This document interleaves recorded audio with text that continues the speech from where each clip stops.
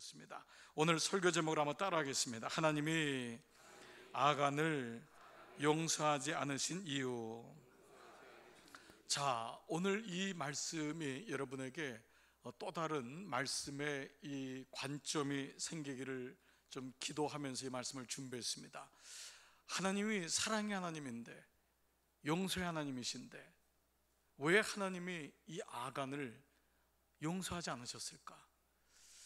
이게 저에게는 오늘 이 여호수아의 말씀을 쭉 묵상하면서 또 다른 말씀의 묵상이 되었습니다.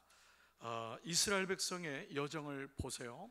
출애굽해가지고 이 가나안 땅에 들어가는 여정이잖아요.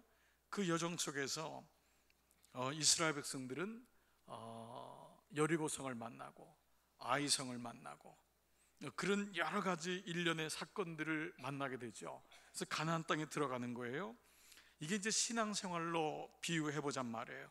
그러니까 하나님께서 우리를 출애굽시켜서 예수 믿지 않는 그곳에서 마귀의 자녀였던 우리를, 그가 모태신앙이든 그가 청년의 예수를 믿든 우리는 본질적으로 원죄를 가지고 있는 하나님을 떠난 사람이었잖아요.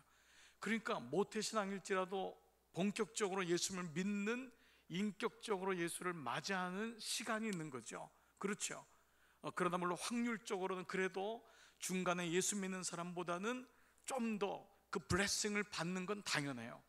문화적으로 우리가 교회적으로 어렸을 적부터 그런 문화 속에서 예수님 믿는 거는 너무 축복이에요. 그러나 여러분들의 자녀들이 어느 날 교회를 떠나서 이걸 사일런 엑소더스라 그래요. 소리 없는 출애굽. 이게 지금 우리 자녀들의 모습이거든요. 그들이 세상에 나가서 고등학교 때 시험 때문에 대학에 나가서 교제를 하다가 예수 안 믿는 사람을 만나거나 혹은 만났는데도 또 자기들의 삶이 바쁘니까 중도에 하차하는, 쉬는 이런 모습들은 우리들에게 여러 가지로 예수님을 정말 인격적으로 만나야지만이 신앙이 끝까지 갈 수 있겠구나. 부모 따라서 다니는 믿음도 한계가 있는 거예요. 중고등학교 때 열심히였다고 그 아이들이 청년부 결혼까지 갈 수 있느냐? 이것도 확신할 수 없는 거예요. 정말 그 아이들이 인격적으로 주님을 만나도 얼마나 주님을 떠나게 하는 시험과 사건들이 얼마나 많아요. 그게 여리고성이고 그게 아이성이고 우리에겐 수 없는 아말렉 족속들이 기다리고 있는 거죠. 그래서 요단강을 건너야 되고 그 요단강을 다 건널 때까지 법궤를 메고 있어야 되는 그런 고독한 삶을 지나야지만이 정말 예수를 믿고 주님 앞에 갈 때까지의 그런 일련의 과정이 광야의 삶이고 이것이 신앙생활이라는 거죠. 그러나 그 가운데 어떻게 우리는 행복을 경험하고 그 가운데서 흔들리지 아니하며 주님을 구주로 섬기는 가정과 개인이 될 수 있을까? 우리는 여기에 대해서 원리를 배우는 거예요. 아, 믿음이란 이런 거구나. 교회를 오래 다닌다고 해서 원리를 배우는 게 아니라 말씀 속에 숨겨진 보화를 캐내고 은혜를 받음으로 눈이 열려지고, 아, 믿음이란 게 이런 거였구나. 아, 믿음 생활은. 그래서 연세가 70이 되고 60이 돼도 목사님, 내가 믿음 생활을 다시 하겠습니다. 다시 해보겠습니다. 이런 또 다른 born again, 거듭남의 역사가 일어나는 거죠. 하나님은 이스라엘 백성들을 왜 이렇게 그냥 가나안 땅에 들어가게 하면 좋으련만 계속 시험을 줄까요? 왜 어려움을 줄까요?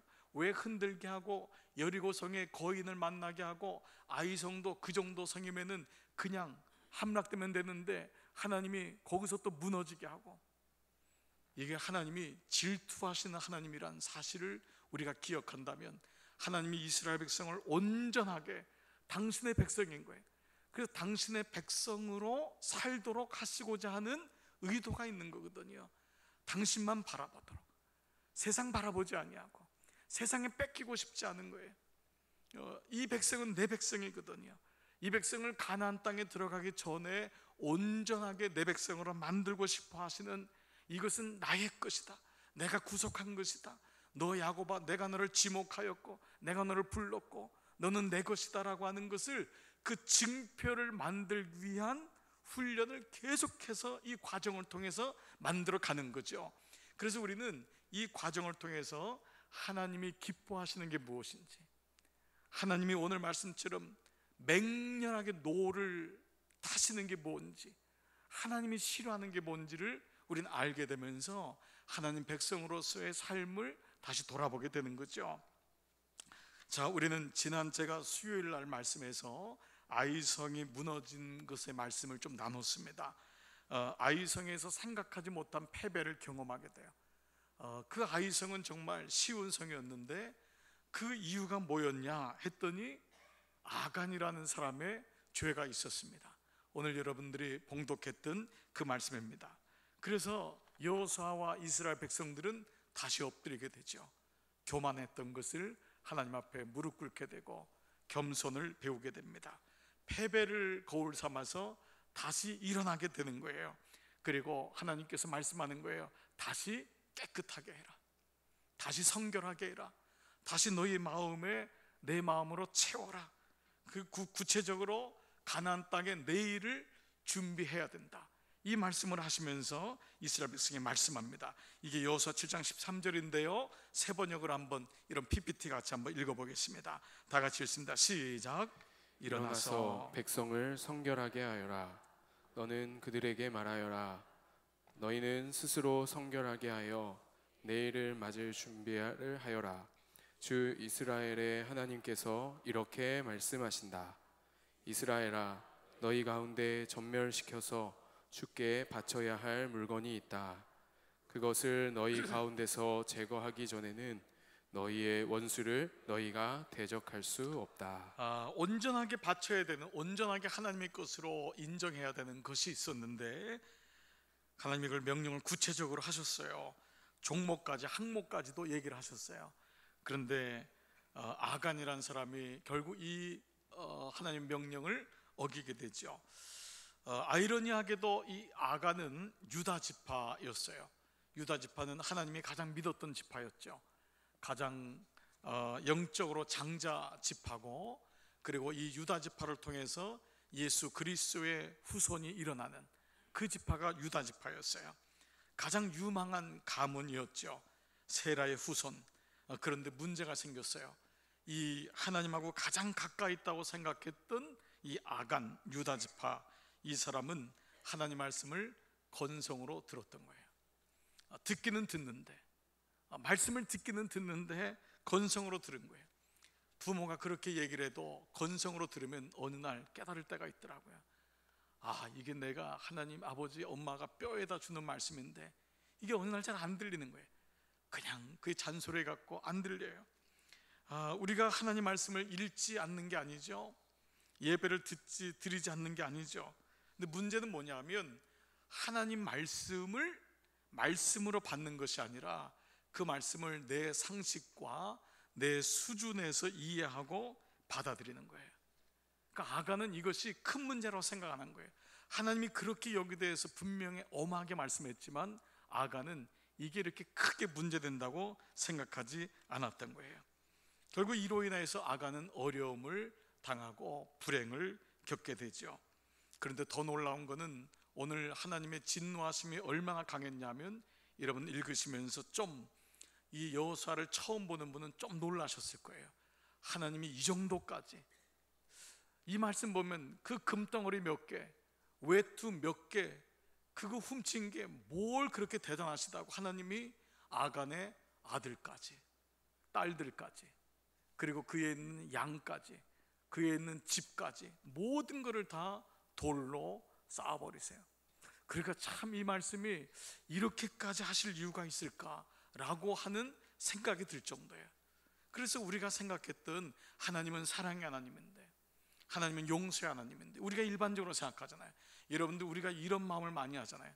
그래도 사랑해야죠, 그래도 용서해야죠. 그런데 하나님께서 이 말씀을 가지고 우리에게 어찌 보면 챌린지 하시는 거예요. 하나님 어떻게 이러실 수 있어요? 하나님 안 그러신대요. 이게 우리에겐 굉장히 충격이에요.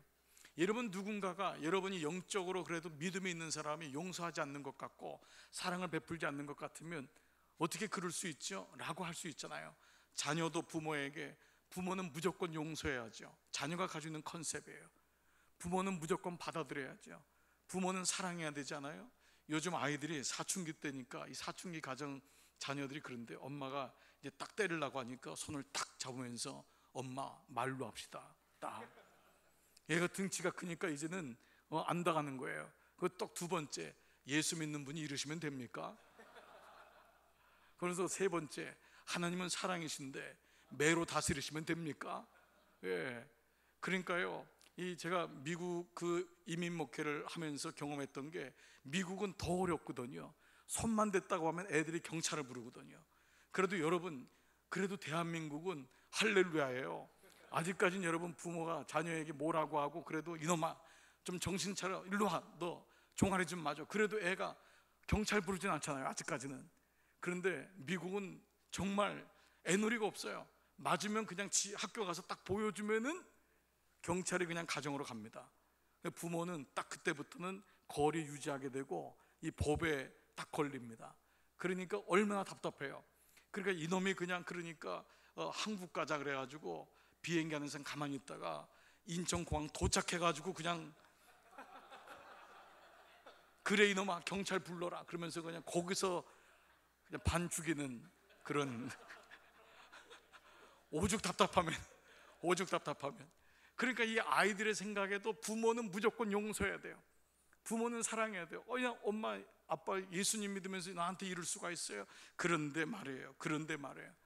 그러니까 오늘 하나님께서는 그런 용서의 하나님인데, 그런 사랑의 하나님인데 이렇게까지 하시는 이유가 뭘까? 자, 그 말씀이 7장 25절 26절에요 이렇게 나와 있어요. 다 같이 한번, 또 이 마지막 말씀이지만 한번 세 번역으로 읽어볼게요. 시작. 여호수아가 말하였다. 너는 어찌하여 우리를 괴롭게 하느냐? 오늘 주께서 너를 괴롭히실 것이다. 그러자 온 이스라엘 백성이 그를 돌로 치고 불살랐다. 그들은 그 위에 큰 돌무더기를 쌓았는데 그것이 오늘까지 있다. 이렇게 하고 나서야 주께서 맹렬한 진노를 거두셨다. 그래서 그곳의 이름을 오늘까지도 아골골짜기라고. 아골골짜기, 이게 찬송에 나오는 아골골짜기란 말이에요. 그 골짜기를 아골골짜기. 아골이란 뜻은 근심, 괴로움이란 말이거든요. 그 돌무더기가 얼마나 이스라엘 백성들이 돌 던진 그 돌멩이 하나하나가 괴로움의 돌멩이였어요. 이스라엘 백성들도 좋아서 던졌겠어요? 하나님이 그렇게 하라고 하니까 그러면 얼마나 고통스러웠겠어요? 이제 이걸 새겼겠죠. 오랫동안 새기는 그런 일들이 있었던 거예요. 이거를 하나님이 싫어하는구나, 이걸 정말 맹렬하게 불타시는구나. 이 해피네스가 아니라, 이 행복이 아니라 마무리가 굉장히 힘든 어려움의 말씀이 이 말씀이에요. 자, 그렇다면 우리는 아까의 질문, 왜 하나님은 아간을 용서하지 않았을까? 우리는 몇 가지로 성경적인 추론을 할 수 있어요.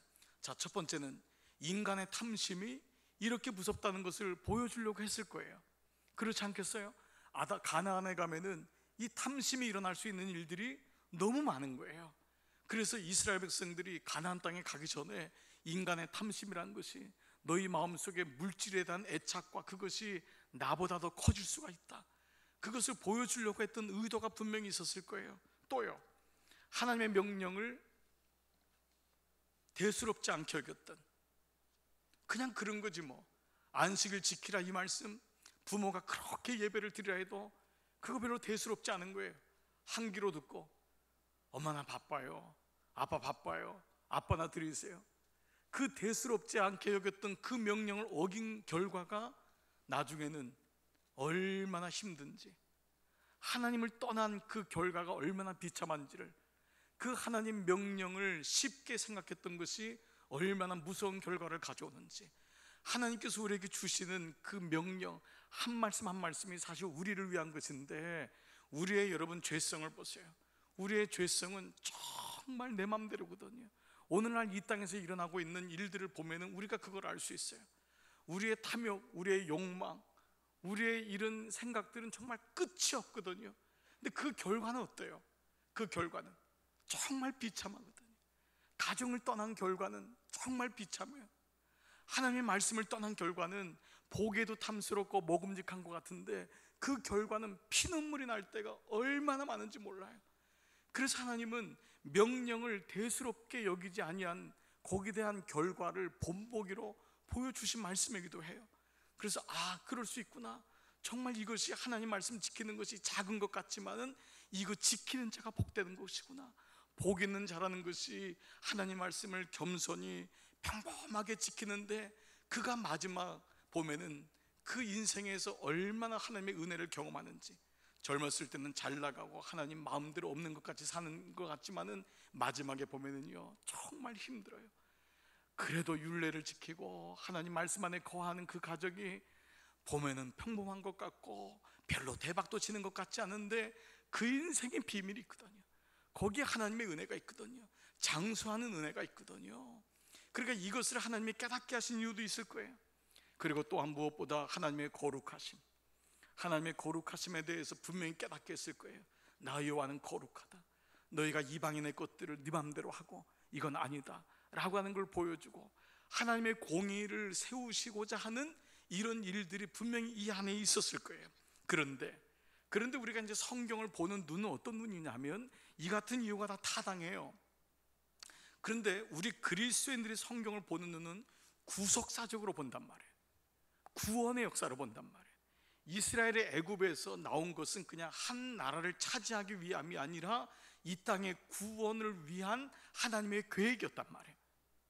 여러분들이 예수 믿게 하는 건 여러분 하나 복받고 자녀 좋은 대학 가고 좋은 취직하고 결혼 잘하는 것이 아니라 여러분 가정에 영원한 기업이 세워지는, 하나님 나라의 기업이 세워지는, 이거를 지금 세상의 가치관 때문에 내가 못 보기 때문에 그렇지만 영의 눈으로 보면은, 영적인 전쟁으로 보면 여러분 한 명이 예수를 믿고 지금 이 자리에서 하나님 앞에 나간다는 것은 엄청난 구원의 역사거든요.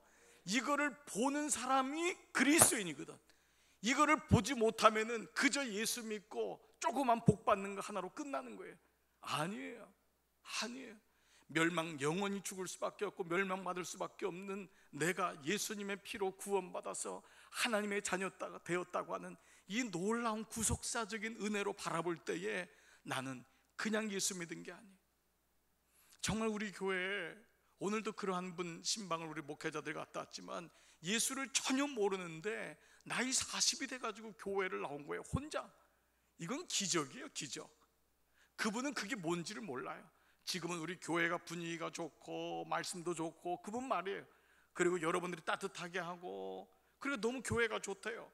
그래서 교회를 나오지만 제가 오늘 예배드리면서 당신이 지금 보지 못하는 이 은혜에 당신 하나를 부르기 위해서 얼마나 많은 사람들이 기도를 하고 당신 하나가 예수 믿는 게 얼마나 놀라운 은혜인지, 하늘나라에서 한 영혼이 구원받는 것이 잔치를 한다고 하는 이 구속사적인 눈으로 본다면은 정말 놀라운 거죠.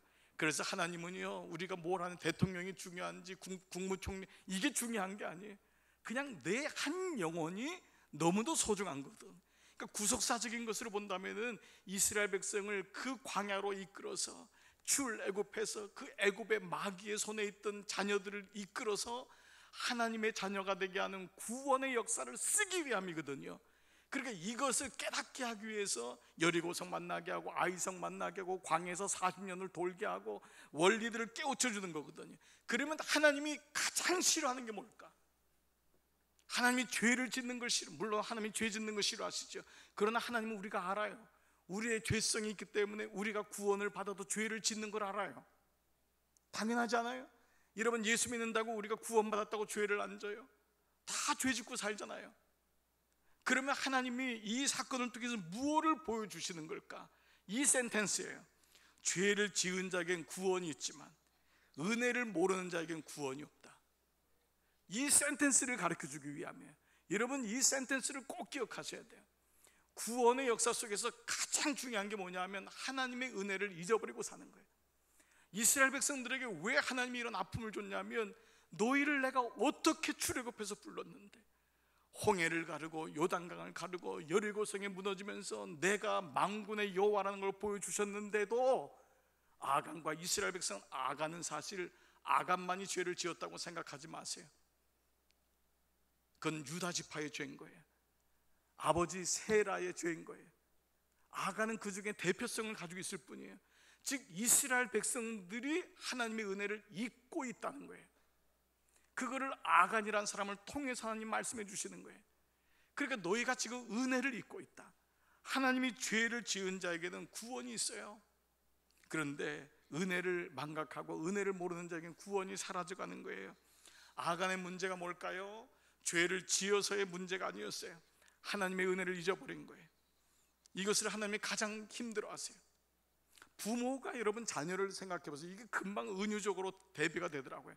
여러분, 아이가요, 문제를 일으켜서 부모가 아이를 버리는 게 아니에요.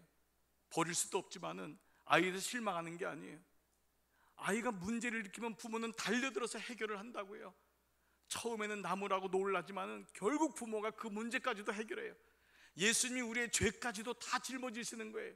근데 언제 그러냐면 그 자녀가 부모의 은혜를 잊어버릴 때, 자기가 주인 되었을 때, 자기가 주인 된 것처럼 살 때. 우리는 이후에도요 얼마든지 죄를 지을 수 있잖아요. 그런데 이스라엘 백성에게 가장 중요한 것은 하나님과의 관계거든요. 하나님과의 관계 속에서 죄를 잃어버리니까 하나님의 은혜가 얼마나 큰지를 깨달아보지를 못하는 거예요. 자꾸 잊어버리는 거예요. 왜 우리가 자꾸 세상에 끌려가죠? 하나님의 은혜가 얼마나 큰지를 자꾸 잊어버리는 거예요. 그래서 이걸 하나님이 견디지를 못해요. 하나님은 우리가 내가 주인 되는 것, 하나님의 은혜를 잊고 사는 것, 이것이 음란이라 그랬어요. 영적인 간음이라 그랬거든요. 여러분, 선악과 사건부터 모든 성경을 구속사적으로 봐보세요. 선악과의 가장 근본적인 핵심 메시지는 뭐예요?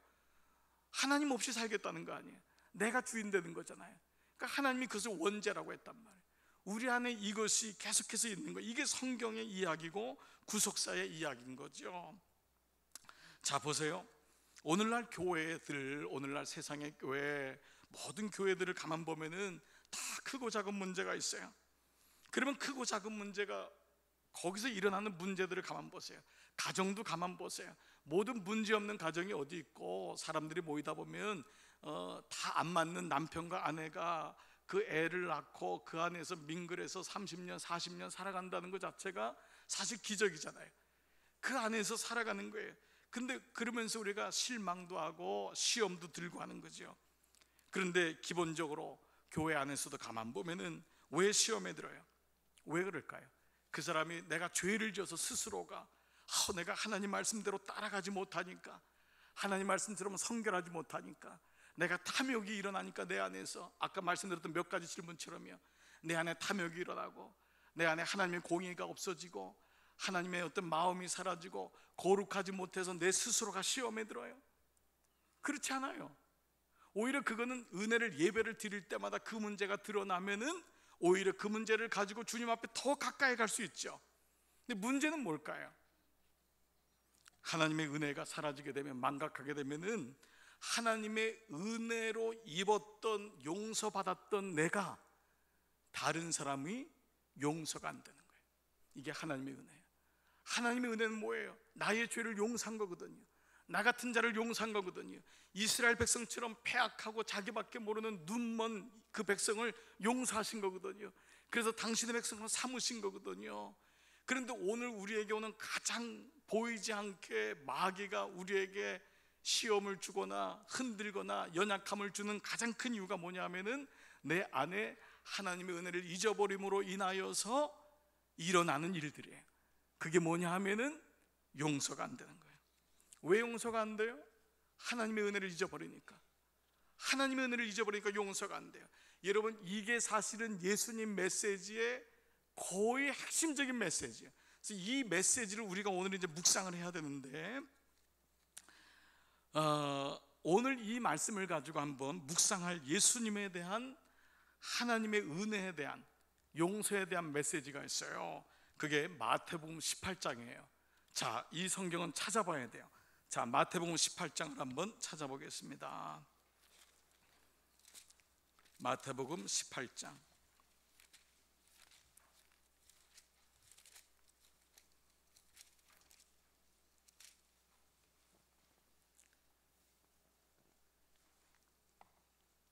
마태복음 18장 21절. 자, 한번 여러분 다 찾아서 저랑 좀 같이 한번 가봐야 돼요. 21절. 자, 같이 한번 읽겠습니다. 시작. 그때 베드로가 나와 이르되 주여, 형제가 내게 죄를 범하면 몇 번이나 용서하여 주리이까? 7번까지 하오리이까? 자, 베드로가 예수님께 아주 작정하고 물었던 것 같아요. 뭐라고 물었냐면 누가 나에게 죄를 범하면 내가 용서해야 되잖아요. 근데 랍비들은 보통 몇 번까지를 용서를 하냐면 최대한 3번까지를 용서해 봐라 라고 얘기한 거예요. 그러니까 베드로가 이걸 알고 뭐라고 했냐면 7번까지 하리까 넉넉하게 잡고. 근데 이때 아마 베드로에게 무슨 일이 있었던 것 같아요. 도무지 용서가 안 되는 일이 생긴 거예요. 그래서 베드로가 아주 이걸 작정하고 부른 거예요. 예수님 앞에. 예수님 어떻게 말씀하실까? 왜냐하면 결국 여러분 말씀드렸듯이 이스라엘 백성이 결국 가나안 땅에 들어가는 모든 과정에서 하나님의 은혜를 잃어버렸다고 하는 건 구속사적으로 보면 하나님이 우리의 죄를 용서하신 거란 말이에요. 근데 우리가 오늘날 교회 현장에서 가장 힘들게 되는 것이 뭐냐면 용서가 안 되는 게 가장 힘든 거예요. 모든 크리스찬이 가지고 있는 거예요. 저를 비롯해서 모든 크리스찬이 가지고 있는 가장 본질적인 부분이 뭐냐면 용서가 안 된다고 하는 게 모든 그리스도인들이 가지고 있는 거예요. 모든 교회들이. 그런데 그 이유는 뭐냐면 하나님이 그렇게 은혜를 주셨는데 나는 그게 용서가 안 되는 거예요. 하나님이 가장 싫어하는 게 뭐냐면 당신의 은혜를 잃어버린 것 때문에 지금 이 아간도 유다 지파도 세라 지파도 그 말씀을 지금 하고 있는 거거든요. 자, 연결해서 보는 거예요. 오늘 베드로가 그 믿음으로 산다고 했는데 부닥치는 일이 생긴 거예요. 그래서 예수님께 7번까지 하리까? 이 정도면 내가 잘하는 거죠? 이렇게 물었어요. 그러자 22절 시작. 예수께서 이르시되 내게 이르노니 7번뿐 아니라 7번을 70번까지라도 할지니라. 자, 이게 예상외의 대답이 나온 거예요. 7번을 70번. 그러니까 몇 번이에요? 490번이라는 거예요. 그러니까 이건 횟수의 문제가 아니라 어째 끝까지라는 거죠. 끝까지. 그러니까 베드로 입장에서도 이게 말이 안 되는 게 7번 정도면은 정말 된 거 아니냔 말이에요. 그런데 과연 끝까지 하라는 게 되느냐라고 했을 때 예수님이 베드로의 마음을 아는 거예요. 베드로의 마음을 알고 그런 베드로의 그 속에 있었던 마음을 알고 예를 들어요. 예를 드는 것이 바로 23절 말씀에 왕의 예를 들어요. 임금의 예를. 자, 23절 그러므로 천국은 그 종들과 결산하려 하던 어떤 임금과 같으니. 24절 시작. 결산할 때에 10,000달란트 빚진 자 하나를 데려오매. 자, 10,000달란트라는 거예요.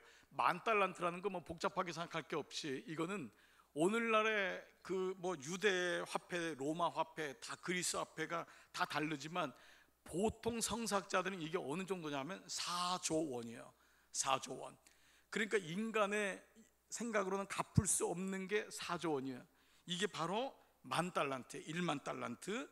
그러니까 이것을 횟수적으로 한다면은 16만 년을 일해야 돼요. 16만 년. 그리고 그걸 저축한 게 10,000달란트예요. 그러니까 이거는 도무지 해결할 수 없는 거예요. 그 빚을 졌는데 25절 갚을 것이 없는지라. 어떻게 갚겠어요 이거를요? 그러니까 주인이 명하여 그 몸과 아내와 자식들과 모든 소유를 다 팔아 갚게 하라.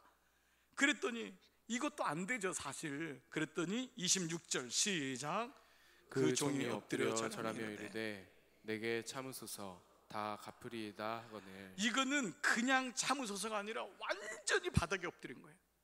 이 참으소서란 말은 정말 궁율을 더해 주십시오. 이건 뭐 어떻게 할 수가 없는 거잖아요. 여러분 10,000달란트를 빚졌는데 4조라는 걸 빚졌는데 이걸 어떻게 갚겠어요? 그러니까 나를 죽여주세요 이 말이에요. 나는 정말 갚을 것이 없습니다. 얼마나 큰 죄를, 큰 빚을 졌길래 이러냐 말이에요. 근데 놀랍게도 이스라엘, 이게 왜 예수님이 죄를 달란트 돈으로 환산했냐면 이스라엘 유대 백성들은 죄를 짓는 것을 빚지는 거라고 생각했어요.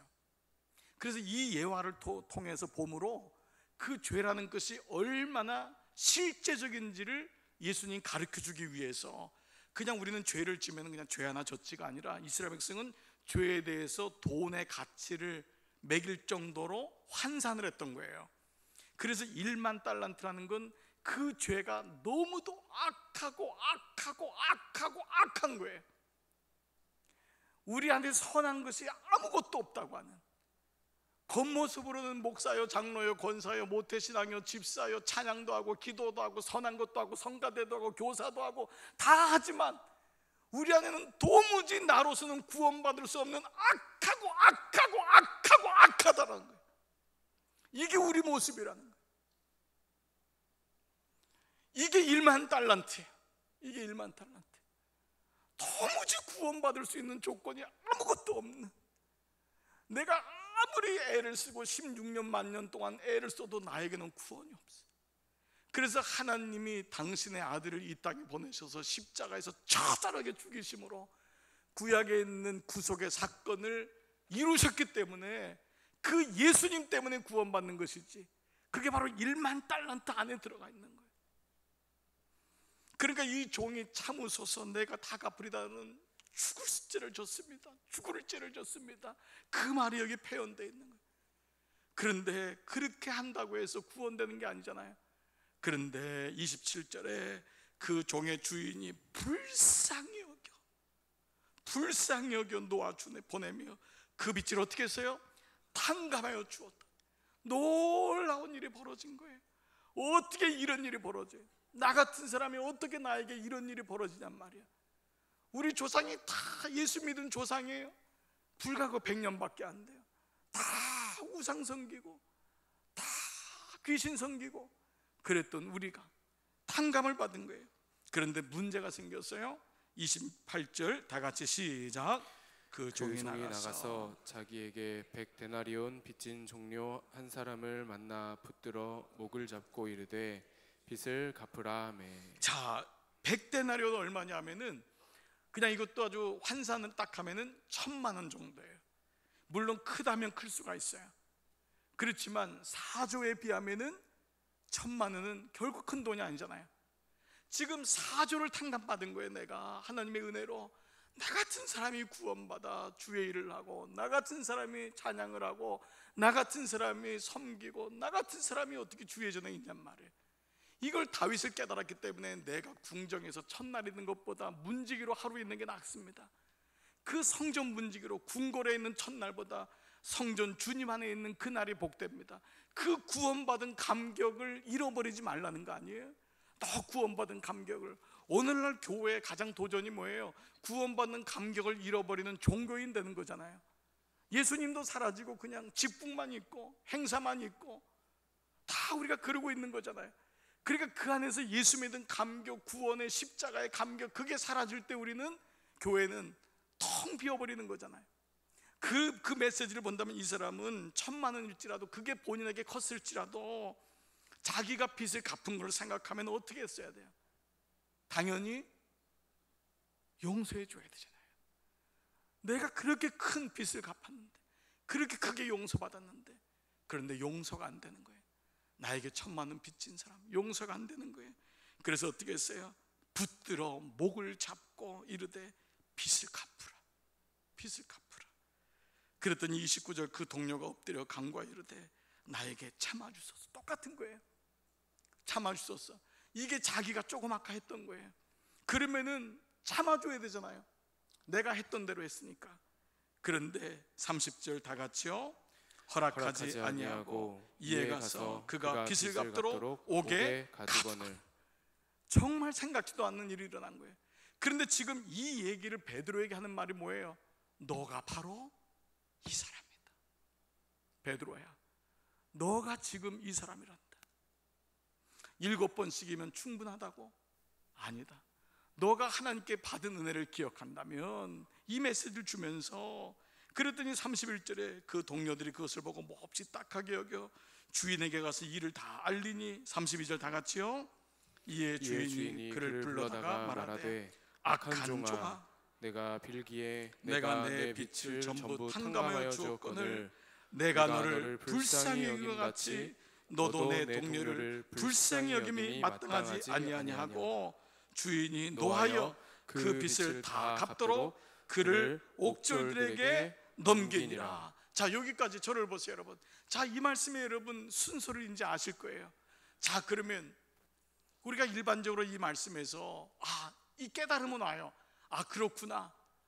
그래, 하나님의 은혜를 이렇게 주셨다면 나는 어떻게 될 것인가? 이게 지금 베드로에게 주는 말씀인데, 하나님께서 이 우리의 갈등과 아픔과 모든 저를 비롯한 그리스도인들이 교회는 다니지만 가족끼리도 용서가 안 되고, 내 부모에도 용서가 안 되고, 시아버지, 시어머니, 내 형제, 내 삶 속에 이런 오랫동안 이 매여 있는 모습들이 다 있단 말이에요. 없는 척하지만 다 있는 거예요. 그 마음이 내 안에 있는 거예요. 그러므로 인해서 뭐지요? 하나님의 은혜를 깨닫지 못하니까 행복하지 않은 거예요. 옥에 갇혀 있는 거예요. 예수는 믿지만 옥에 갇힌 생활을 하는 거예요. 늘 답답하고 늘 뭔가 이상한 거예요.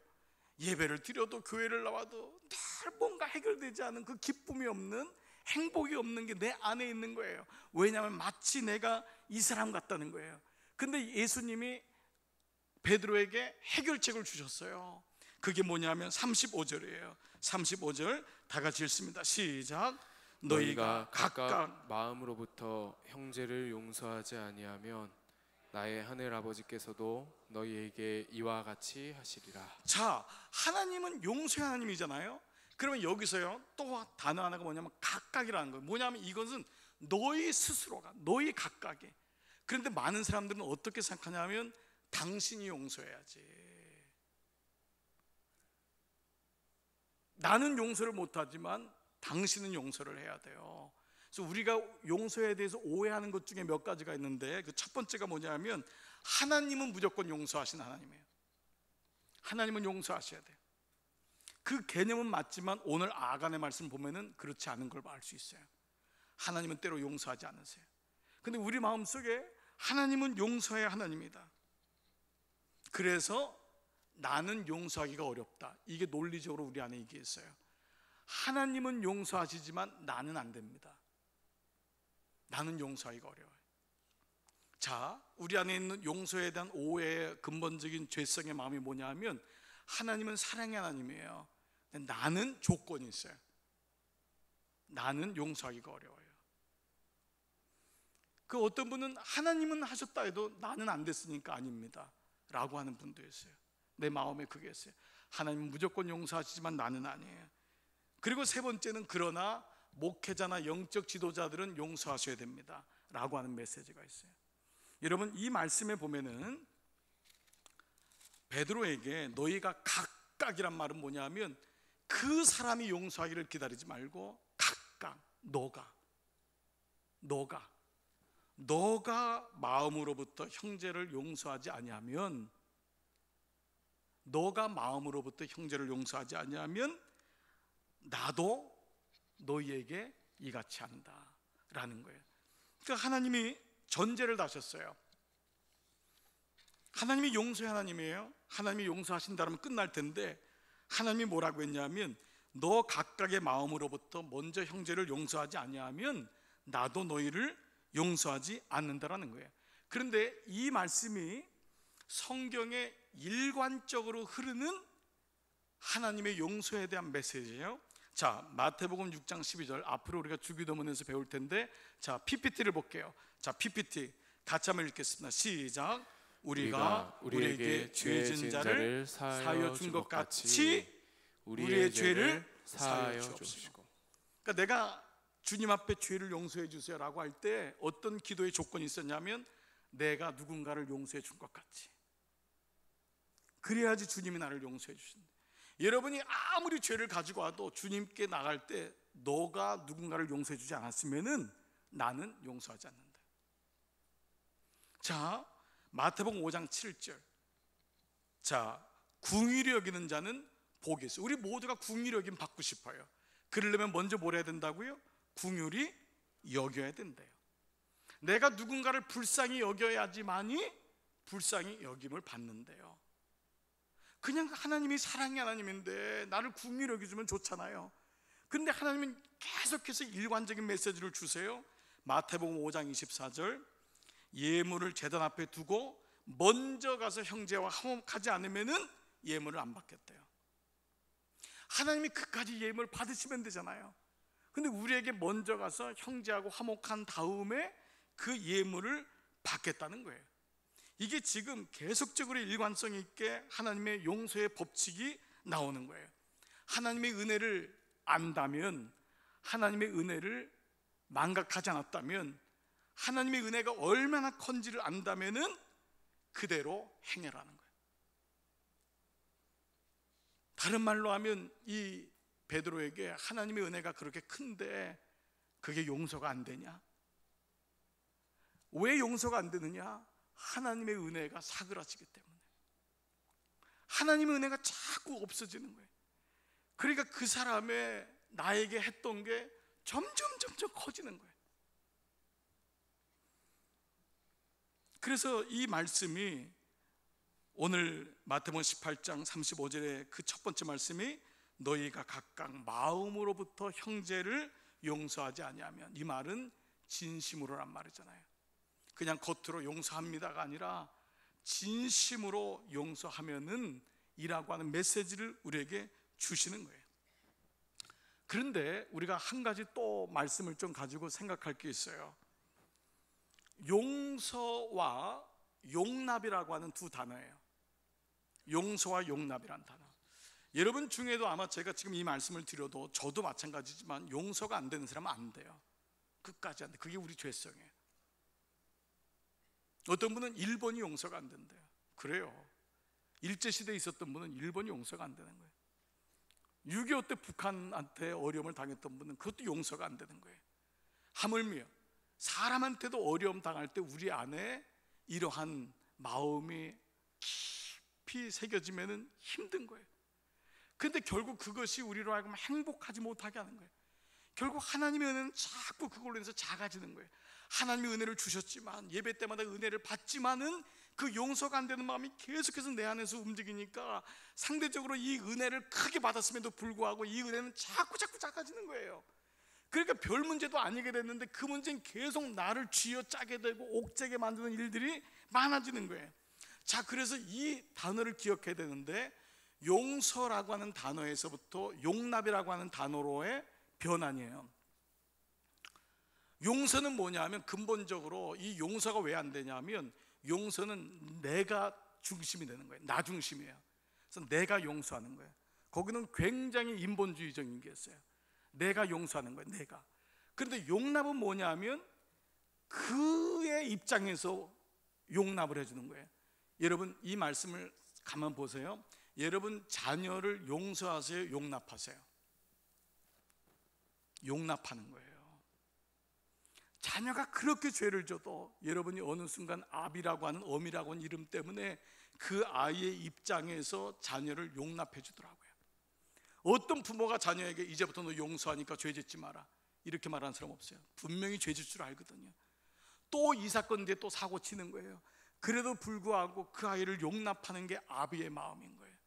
즉 예수님께서 이 말씀이 뭐냐면, 각각 마음으로부터 형제를 용서하지 아니하면, 이 말은 뭐냐면 유대의 랍비들이, 유대의 제사장들이, 사두개인들이, 바리새인들이 그렇게 썼던 용서라는 단어로는 해결 안 되고 용서에서부터 용납으로 가야 된다는 거예요. 하나님이 우리를 용서하셨지만은 용서 이전에 용납으로 가시는 거예요. 우리 있는 모습, 죄 짓는 걸 알면서도 있는 그대로를 받아주신 거예요. 용납이라는 거예요. 자, 용서란 단어는 영어로 forgive라고 해요. 용서, 이거는 뭐냐 하면 무엇을 해서 내가 주는 거예요. 내 입장인 거예요. 이게 용서인 거예요. 그래서 우리 많은 사람들이 나 당신을 용서해, 그 메시지를 주는 거예요. 절대 용서가 안 돼요. 그 말뿐이에요. 우리 안에 하나님이 없는 입장에서는 용서란 단어 없어요. 계속적으로 그거는 우리 안 또아리를 가지고 있어요. 여러분이 누군가에 대한 마음에 상처가 있어요. 예수님 없이는 그게 받아지질 않아요. 왜냐하면 그게 나 중심이기 때문에. forgive, 내가 용서하는 거예요. 내가 마음이 바뀌면 또 용서 안 되는 거예요. 그런데 용납은 forbear라고 해요. forbear. bear라는 것은요, 어머니가 임신할 때 쓰는 단어가 bear예요. bear가 임신하는 거라고요. 그 사람을 그냥 있는 그대로 품는 거예요. 이 forbear예요. 용납하는 거예요. 하나님의 은혜를 용납하는 거예요. 내가 용서할 수 있는 자격이 없어요. 내가 뭘 하고 용서를 해요? 내가 하나님께 그런 죄를 짓고 악한 내가 누구를 용서할 수 있어요? 그래서 교회는 용서를 하는 것이 아니라 용납을 배우는 것이에요. 여러분 자녀의 문제를 용납하시는 거예요. 여러분 배우자를 용서하는 게 아니에요. 배우자가 용서를 빌면 내가 받아주겠다. 그 가정은 영원한 평화가 없어요. 눈물로 애를 갖는 것처럼 forbear, 내가 그걸 품는 거예요. 품고 돌아오길 기다리는 거예요. 내가 당신 용서하니까 이제부터 잘못하지 마. 아니에요. 어떤 사람도 그 자격으로 할 사람이 없는 거예요. forbear, 그러니까 하나님이 나를 forbear, 용납하신 것처럼. 그것이 그 용서라고 하는 큰 영역에서의 하나님의 사랑인 거예요. 그래서 베드로는 내가 용서할 수 있다고 생각한 거예요. 7번이나 용서할 수 있습니다. 지가 뭐라고 용서를 해요? 아니다. 70번씩 7번도 너는 안 된다. 그게 너의 모습이다. 100단어는 빚진 자를 붙잡고 목을 흔드는 자가 너다. 근데 네가 어떻게 용서를 할 수 있다고 생각하느냐? 하나님의 사랑을 잊지 마라. 아간을 통해서 하나님이 이렇게까지 맹렬히 분을 품으시고 아픔을 준 이유는 아간을 미워하고 해서가 아니에요. 살리기 위해서 이스라엘 백성을 살려서 하나님의 이 은혜를 잊으면 안 된다. 그렇지 않으면 이스라엘 공동체는 늘 용서해주고 용서받고 용서해주고 용서받고 용서의 칼들이 소동치는 거예요. 그래서 우리는 계속 묻는 거예요. 아직도 용서가 안 되세요? 아직도 용서가 안 되세요? 나 용서가 안 돼. 이게 계속해서 제 마음속에, 여러분 마음속에 있는 거예요. 여러분 마음속에 누가 있든지 용서란 단어가 아니라 주님이 나를 용납하신 것처럼, 다 받아주신 것처럼. 그래서 이게 하나님의 은혜를 깨닫고 나니까 이제 믿음 생활의 원리를 아는 거예요. 이게 하나님 이 용납을 배우게 되니까 이 안에서 하나님의 신앙생활하는 법을 배우게 되는 거예요. 그렇지 않으면 계속 시험에 들어요. 누군가 때문에 계속 시험 들고 그 문제가 해결돼 가지고 나왔어요. 또 시험 들어요. 왜냐하면 내 눈에는 계속 용서가 안 되는 사람이 수두룩하거든. 이번엔 목회자에게 안 되고, 이번에는 그 집사님 때문에 안 되고. 그러니까 교회는, 믿음은 용납하는 걸 배우는 거예요. 아, 저분 있는 그대로 예수님 마음을 가지고 여러분들이 자녀에게 하듯이 그 마음을 배워나가는 거예요. 그랬을 때 호세아 2장 15절에서 어떤 일이 일어나냐면, 같이 한번 읽을게요. 시작. 거기서 비로소 그의 포도원을 그에게 주고 아골 골짜기로 소망의 문을 삼아주리니. 아골 골짜기가 호세아에 또 반복하는 거예요. 호세아는 뭐예요? 그 집 나간 아내를 기다리는 선지자 아니에요? 그 눈물로 기다렸던 그 선지자, 그 음탕한 고멜 같은 그 사람. 그러면서 이스라엘 백성 기다렸던 그 마음을 가지고 말하는 게, 그러고 나니까 아골 골짜기로 소망의 문을 삼아준다. 아골 골짜기가 바뀐 거예요. 소망의 문이 된 거예요. 우리는 어찌 보면은 근심과 염려, 아골이란 단어처럼 늘 누군가를 힘들고 누군가 때문에 아프고 누군가 때문에, 교회는 늘 그래요. 이게 정상일까요? 아니에요. 하나님의 은혜로 자기 자신을 보는 거예요. 그리고 주님 앞에 나오는 거예요. 그거예요. 그게 아니면 우리는 늘 반복해요. 저는 우리가 다시 여러분 하나님 은혜 가운데 오늘 이 용서에 대한 개념에서 하나님의 은혜를 여러분 꼭 기억하시기 바랍니다. 그리고 그 은혜가 크기 때문에 내가 용납이 되는 거예요. 용납이 되는 거예요. 그리고 어느 누구도 나는 용서할 수 있는 그런 존재가 아님을 다시 한번 깨닫게 되는 거예요. 오늘 여러분 삶 속에서, 우리 교회 안에서, 한국교회 안에서 수없는 갈등과 문제 속에서 있을 때 주님만 바라보는 거예요. 누구 때문에 교회 나오고 누구 때문에 안 나오고 누구 때문에 이거 하는 거 반복하는 거 아니에요. 누구 때문에 시험 들고 누구 때문에 아니라 내 마음속에 예수님의 마음을 갖는 거예요. 그 하나님의 은혜가 풍성함을, 나 같은 사람을 구원해 주셨는데 라고 하는 그 은혜 때문에 다른 것들이 작아지는 거예요. 녹아지는 거예요. 여러분 그 은혜를 결코 잊지 마시고 여러분 가정 안에서 삶 속에서 이 믿음을 누리시기를 주님의 이름으로 축복합니다. 여러분 이 시간 다 한번 자리에서 한번 일어나시겠습니다. 우리 같이 한번 이 찬양 고백하십시다. 주님, 내가 나의 잔을 높이 듭니다. 같이 고백하고 주 앞에 나가십시다. 우물가의 여인처럼 나는 구했는데, 내가 이제 헛되고 헛된 걸 구했지만 이제는 내가 주님 말씀 안에 거하고 보겠습니다. 주님 마음을 가져보겠습니다. 우물가의 여인처럼, 우물가의 여인처럼 난 구했네. 헛되고 헛된 것들, 헛되고 헛된 것들을 그때 주님 하신 말씀, 그때 주님 하신 말씀, 내 샘에와 생수를 마셔라.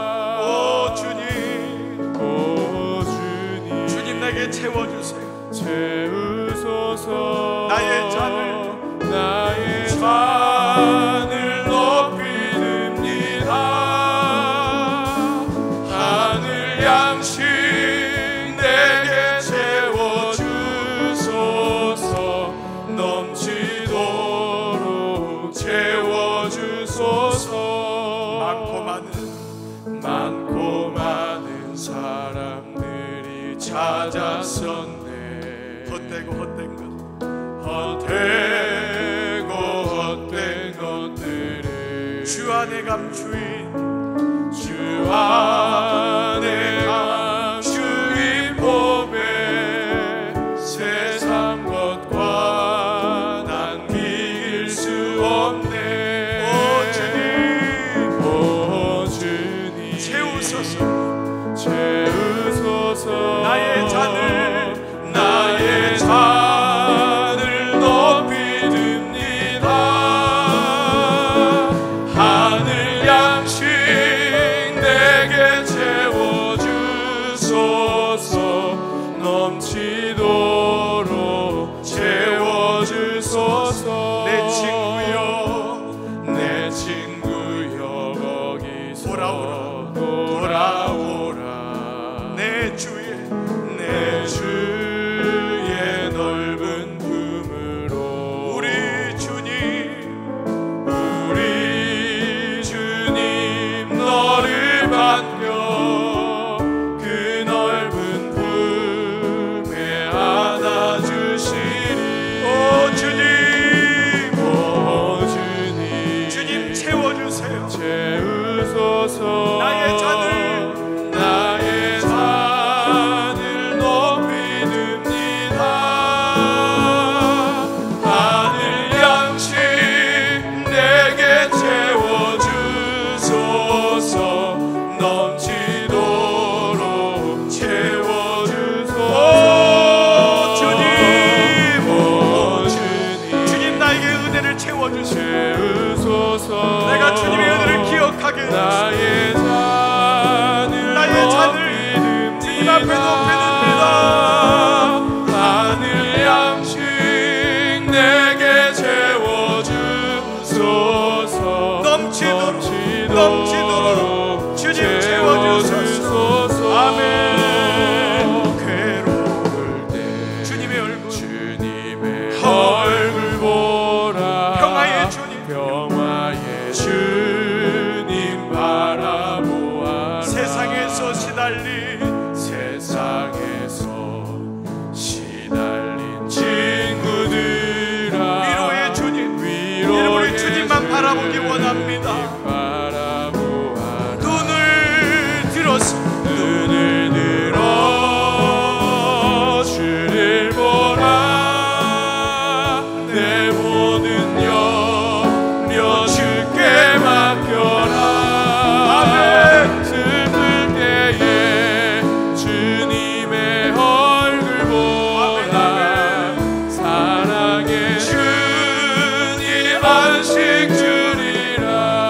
힘이 없고 내 마음 연약할